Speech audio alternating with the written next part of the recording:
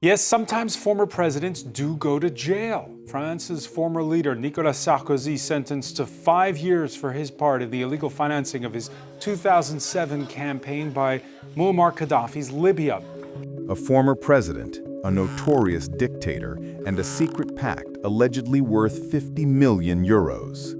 It is an accusation that has shaken the French Republic to its core, culminating in a historic courtroom showdown. This is the story of a money trail that stretches from Muammar Gaddafi's Libya in Africa to the highest office in France, raising a disturbing question: was a presidential election for sale? From the very beginning of his presidency, a damning allegation stalked Nicolas Sarkozy. It was the specter of his relationship with a dictator, one who would soon be welcomed to Paris with full state honors. That relationship would obsess him throughout his term and haunt him long after. Never before in the French Fifth Republic had a foreign ruler so defined a president's legacy. This is the story of an alleged pact forged in the shadows between a leader with a limitless checkbook and a politician with boundless ambition. It is a chronicle that begins with a lavish and bizarre reception on the lawns of Paris and concludes nearly 2 decades later in a criminal court. This is the explosive investigation into a political scandal that has tested the foundations of French democracy. The story begins in October 2005, 2 years before Nicolas Sarkozy would enter the Élysée Palace. At the time, he was the ambitious interior minister for President Jacques Chirac, making no secret of his presidential aspirations. His convoy traveled through Tripoli, the capital of a state whose vast oil wealth made it the richest in Africa. Officially, the minister was there to discuss counterterrorism and illegal immigration. Behind the scenes, however, this visit carried far more personal stakes. Across the Mediterranean, Colonel Muammar Gaddafi had ruled Libya with an iron fist for nearly 40 years. For years, he was an international pariah, his regime linked to terrorism, including the 1988 Lockerbie bombing. But Gaddafi was desperate for a path back onto the international stage. He sought legitimacy, and he possessed something that political campaigns always need: vast, almost unimaginable sums of money. An unthinkable alliance began to form. Prosecutors would later argue the connection was established with a clear objective. Gaddafi wanted to improve Libya's international standing and secure judicial favors for allies, such as his brother-in-law, who was convicted in France for his role in an airliner bombing. In return, Sarkozy's campaign would allegedly receive a massive, off-the-books cash injection. The controversial relationship reached a peak in December 2007, just months after Sarkozy's election victory. Gaddafi arrived in Paris for a state visit, a spectacle of sheer audacity. He pitched his iconic Bedouin tent adjacent to the Élysée Palace, the very heart of the French Republic. Sarkozy welcomed him with full honors. Human rights organizations were outraged, but Sarkozy defended the visit, claiming it was about bringing Libya back into the international community. But was there another reason for the warm welcome? Was it a public acknowledgement of a secret, private transaction? The full story would not begin to unravel for another 4 years. As Libya and the world were engulfed by the Arab Spring, one of the most explosive testimonies would come from Franco-Lebanese businessman Ziad Taqiyuddin. In 2016, he claimed to have personally delivered suitcases containing a total of 5 million euros in cash from Libya to Sarkozy's inner circle, describing meetings at the French Interior Ministry, then led by Sarkozy himself. But the most damning confirmation appeared to come from the source.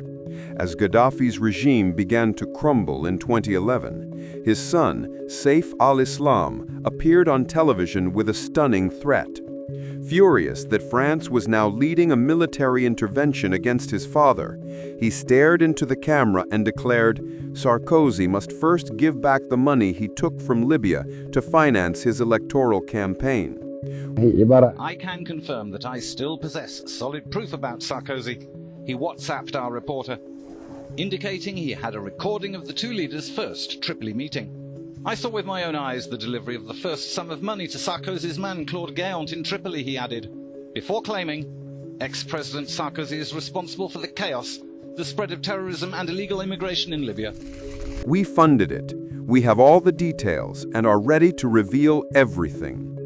It was a bombshell accusation, and for French investigators, the beginning of a complex money trail that refused to disappear. The year 2011 marked a dramatic turning point. In Libya, popular protests against Gaddafi's 41-year rule escalated into a full-scale civil war. In a stunning reversal, Nicolas Sarkozy, the man who had hosted Gaddafi in Paris, became the most aggressive international advocate for military intervention against the regime. France and the United Kingdom led the push for a NATO-led bombing campaign. To many, it was a righteous defense of human rights, but to others, aware of the whispers of a secret financial deal, it raised a deeply troubling question. Was this a genuine humanitarian intervention, or was it a desperate attempt by Sarkozy to sever ties with his former benefactor, to erase the evidence of their pact by helping to erase the regime itself? In October 2011, Gaddafi was captured and killed by rebel fighters. They found Gaddafi in one vehicle wounded in the neck, and then he later bled to death. Another report states Gaddafi was found hiding in the storm drain. Either way, leaders are thankful he's no longer around. This is a momentous day in the history of Libya. The dark shadow of tyranny has been lifted. I just want him to disappear, to vanish, from this country. The man who allegedly authorized the payments was gone, but his secrets endured. Former regime officials began to talk. In 2012, the French investigative outlet Mediapart published a document, purportedly from Libyan intelligence, that referenced an agreement to fund Sarkozy's campaign for 50 million euros. Sarkozy sued, claiming the document was a forgery. Though a court in the 2025 trial would later rule it was most likely a forgery, French magistrates at the time believed it to be authentic, and it became a crucial part of the investigation. Presidential immunity protected Sarkozy while in office, but his term ended in 2012, and now an ordinary citizen, he found himself in the crosshairs of the French justice system. The wheels of justice turned slowly, but for Nicolas Sarkozy, they proved relentless. After a decade-long investigation, the case finally went to trial in early 2025, a sprawling and complex proceeding against the former president and 12 other defendants. On September 25, 2025, the court delivered a historic verdict. Nicolas Sarkozy was found guilty of criminal conspiracy. He was acquitted of more direct charges of corruption and illegal campaign financing, with the judge noting a lack of definitive proof that the money ended up in his campaign accounts. However, the court found him guilty of an equally serious offense, establishing a criminal pact by allowing his aides to solicit financing from the Libyan regime. The sentence was a 5-year prison term. It was the first time in modern French history that a former president was sentenced to actual jail time. In a surprising decision, the court ordered the sentence to be immediately enforceable, meaning incarceration would not be stayed by an appeal. Leaving the courtroom, a furious Sarkozy called the verdict an injustice and a scandal. He told reporters, "If they absolutely want me to sleep in prison, I will sleep in prison, but with my head held high."